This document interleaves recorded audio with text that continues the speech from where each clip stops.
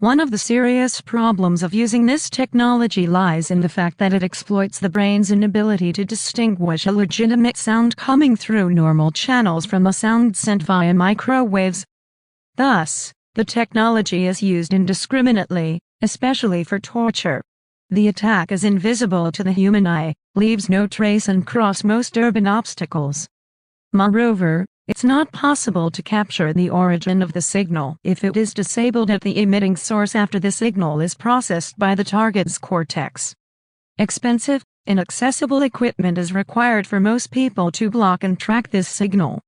The victim will be at the mercy of the technology operators and, consequently, of the content and its frequency, the intensity of the sounds and in the messages they want to transmit. Hence, it has become the perfect instrument to inflict physical and psychological pain on individuals anywhere on the planet. Criminals don't even need to expose themselves.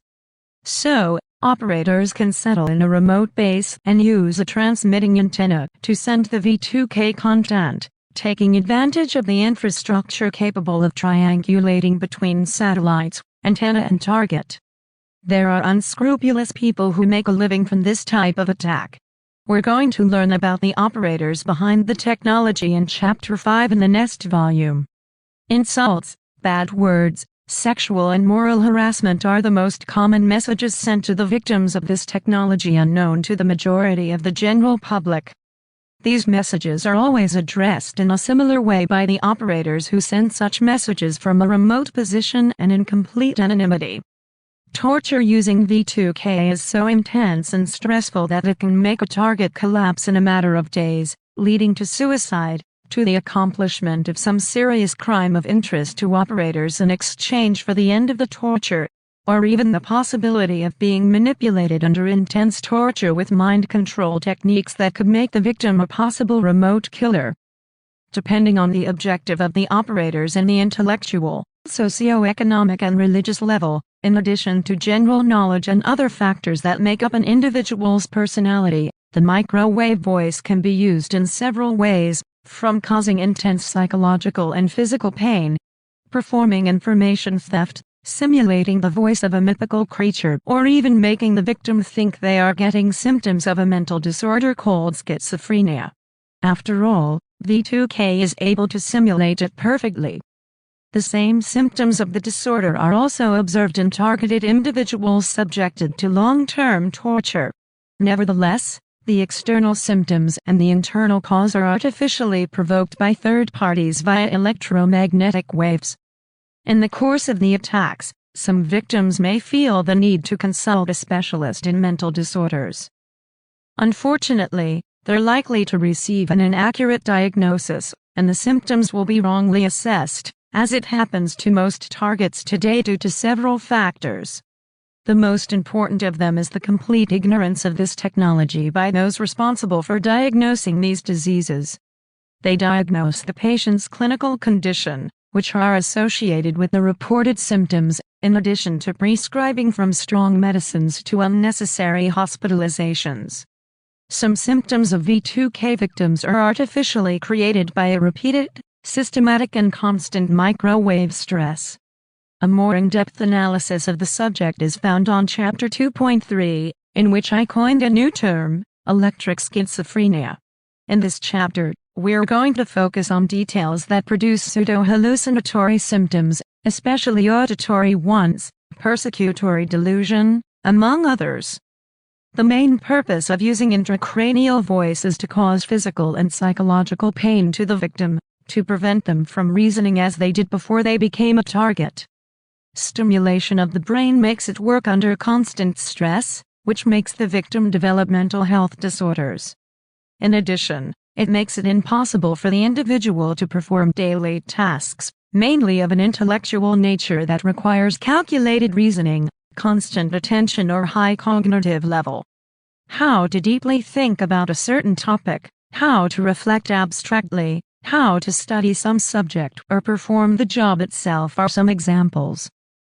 The main objective is to neutralize someone, leaving them unable to react to attacks and simultaneously making a complete degradation of their quality of life.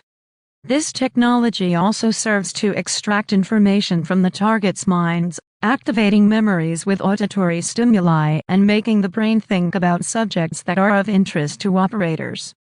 It directs the victim's thoughts with the auditory stimulus, activating the memory regarding the desired topic, and can be picked up by the electric mind reading as the thought is accessed by the target inside their own mind. These advantages occur mainly at the beginning of the attacks, in which the surprise factor is used, and they exploit the total lack of knowledge about the existence and functioning of this technology. Victims of this weapon may experience unique auditory sensations. Such sensations will be interpreted by the brain as if they come from different sources of different intensities and different directions. It stimulates well-known effects from movies and video games. However, they are generated directly in the target's brain. The scientists who turned V2K into a weapon of psychotronic torture had the idea of incorporating prominent surround effects, and they mapped the areas and neural network of the entire sound path in terms of intensity, position and sharpness. How the brain interprets the sense of position and distance, angle and degree of sound was then tested. So, they used this information and performed a kind of reverse engineering. They verified the areas activated by certain types of sounds and how these sounds are interpreted by the complex auditory cortex. Then, they started to electromagnetically stimulate the same areas of the brain in order to deceive it and, thus, to create a sense of virtual involvement. I'm going to exemplify the way the brain interprets sound waves and how they are virtually simulated and incorporated into the reaction to V2K, thus deceiving the superior olivary complex area responsible for the horizontal mapping of the location of the sound source and the plane. In the case of sound waves, the difference in amplitude and time makes us sure of the position of the sound in space: right side, left side, center, diagonal, back. Now imagine a noise on your left side. The sound travels through the air and reaches your ear. Soon after, it arrives at your right ear milliseconds apart, but of lesser intensity, since sound can be refracted, reflected and dissipated by obstacles in the way. The sum of these different peculiarities of amplitude and time is what makes us feel the direction of the sound.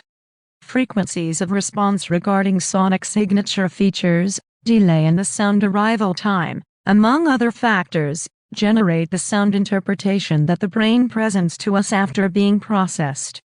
These same sensations are emulated by the microwave voice, activating the same areas of the brain equivalent to those activated when the legitimate sound of the same effect is generated and interpreted by the auditory cortex. Another effect used by the entertainment industry, which is artificially induced by V2K, is the directional and positional effect of the sound. It gives a false impression of the location. For example, a delay of 250 milliseconds gives us the impression that the audio source is 30 degrees to the right or left of the center. So, the longer the delay time, the greater the sensation that the sound is being played next to us. The shorter the delay time, the more centralized the sound will be.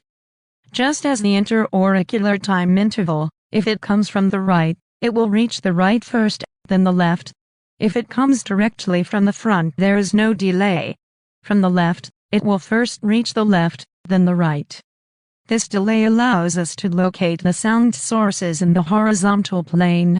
Continuous and very loud sounds create sound shadows, allowing neurons specialized in intensity to locate the source of the wave. To 20,000 Hz, interaural time difference to 20,000 Hz, interaural level difference, duplex theory of sound localization. Acoustic shadow. A good horizontal location requires the comparison of the two sounds that reach both ears, but this isn't necessary for the vertical location. The vertical location of the sound source is based on the reflexes of the pavilion of the ear. This creates a completely positional, 3D immersive sound, directly to the brain, leaving the target completely disoriented and frightened. Basically, these are some processes that create sound localization in the human brain. That way, the known positional effects have already been mapped and studied in the laboratory. and it was found the neural networks that are activated in the process, the areas of the cortex involved, the intensity and time in which these networks are activated, and the way to induce responsible neurons sensitive to the difference in pressure and frequency.